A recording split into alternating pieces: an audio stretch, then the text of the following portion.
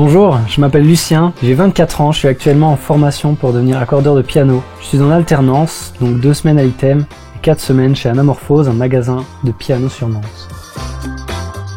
Alors à quoi ça sert d'accorder un piano? Tout d'abord, il faut reprendre le principe de fonctionnement de base d'un piano. Donc c'est quand on appuie sur la touche, le marteau vient frapper les cordes et l'énergie qui produit la corde doit se transmettre sur la table d'harmonie.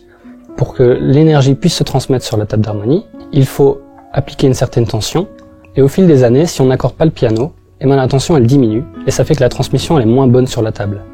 Une note de piano, c'est constitué de 3 cordes, et donc ces 3 cordes, elles doivent produire la même fréquence. Au fil des années, donc quand le piano se désaccorde, les 3 cordes ne produisent plus la même fréquence, donc elles sont plus du tout en phase, et ça s'entend vraiment à l'oreille.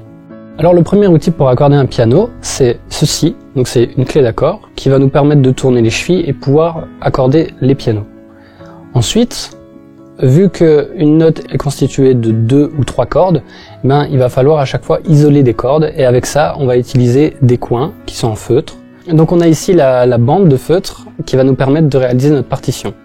Un piano, en général, ça prend 60 minutes à accorder, donc il faut pas mal de patience, il faut de la précision, de la minutie, et donc c'est vraiment le moment où on est tout seul avec l'instrument.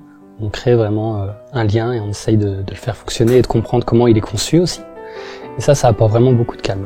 Ça reste un métier passion et moi je recommanderais de pratiquer aussi l'instrument. Comme ça on peut vraiment se mettre à la place des clients et on peut vraiment savoir ce qu'ils recherchent dans le piano.